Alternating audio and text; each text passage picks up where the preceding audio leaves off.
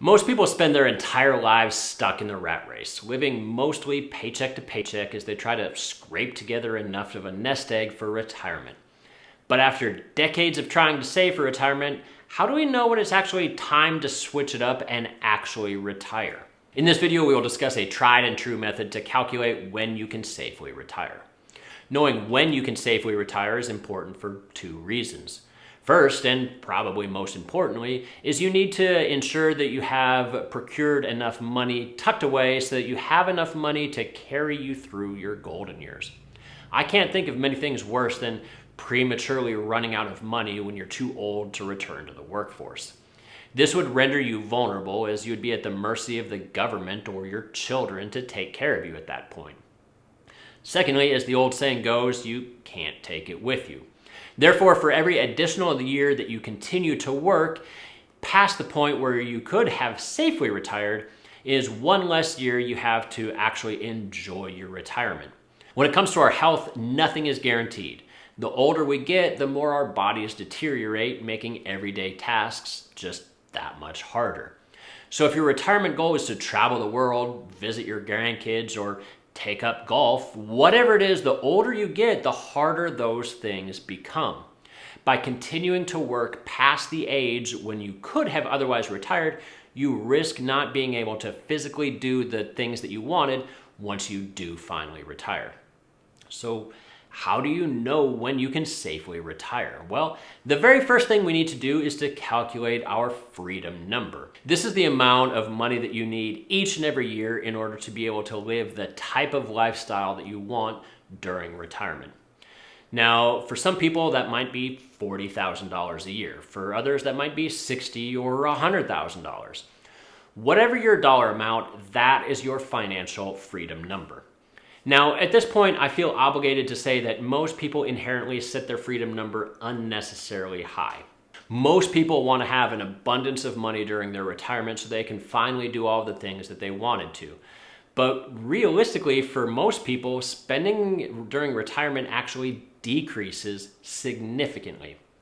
Retirees on average only spend somewhere between 75 to 80% of what they were spending during their working years.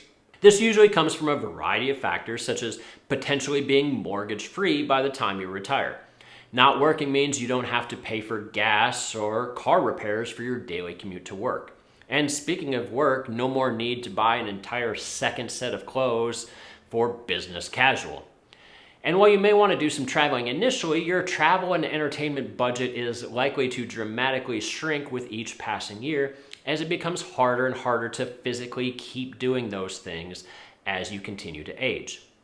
So realistically, if your current income is, let's just say, $50,000 a year, then assuming you fit the national average for retirement spending, you probably only need somewhere between $37,000 to $40,000 per year in retirement. Once you've found a realistic freedom number, it's time to use the 4% rule, which is sometimes referred to as the 25x rule. Back in 1994, a certified financial planner used historical market and inflation data to determine that a retiree could withdraw 4% of their portfolio without running out of money over a 30-year retirement. The 25x rule and the 4% rule are essentially the same thing. It just solves for different variables in the same overall equation. For example, if your freedom number is $40,000 per year, then you would multiply that by 25 for a total of $1 million. This means that in order to safely withdraw $40,000 per year from your portfolio, you would need to start with a nest egg worth $1 million. The 4% rule is the same thing, just working backwards. For example, what if your nest egg was $1.2 million and you wanted to know how much you could safely withdraw each year? In that case, we would multiply 1.2 million times 4%, or 0.04, and come up with $48,000 per year that we could safely withdraw. Now, it's important to note that this method is already adjusted for inflation. And what I mean by that is, let's say your freedom number was $40,000 per year. So during your first year, you withdraw $40,000 for your living expenses. But during that year, inflation was, let's just say, 3%. This means that in your second year, we're going to be able to withdraw not just $40,000. Instead, we're going to adjust that withdrawal for inflation, and we do this by multiplying what we withdrew the year prior by the inflation rate of 1.03. By doing this calculation, we can see that in the second year, we can safely withdraw $41,200 as part of the 4% rule. Now, it's important to note that the 4% rule was calculated over a 30-year time span.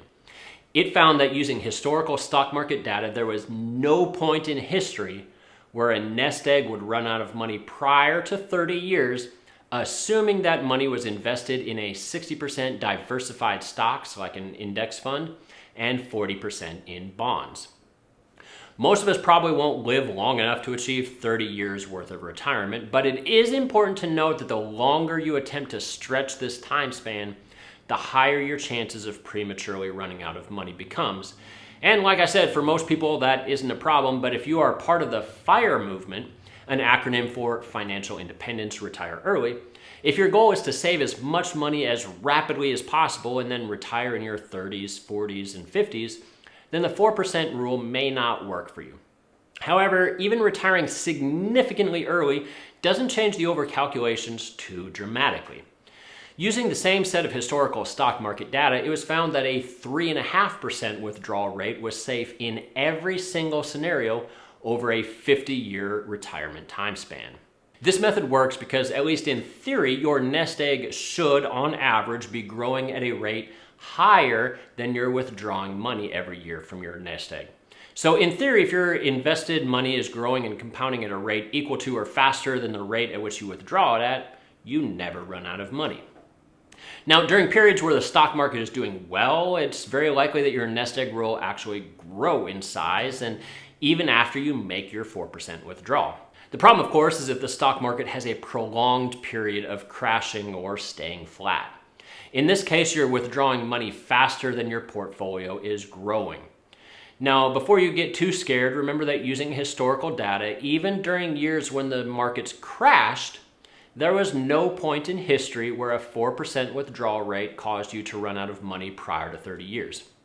But, of course, historical data doesn't necessarily guarantee future results. If, in theory, there was a long enough period where the stock market suffered, then in theory you could be at risk. However, if you wanted to be extra cautious, this problem could be largely eliminated or at least mitigated by slightly reducing our amount of withdrawals during periods where the stock market is suffering. This is especially true if the market crashes immediately after we decide to formally retire and still have a long road ahead of us. When the market crashes, that is the worst theoretical time to be selling our assets. So by selling slightly less assets and living just a little bit more frugally during periods of prolonged economic turmoil, we help to ensure our nest egg will continue to carry us through our golden years. If you enjoyed this video, consider subscribing for more money-making tips. And as always, I'll see you all again next time. Thanks.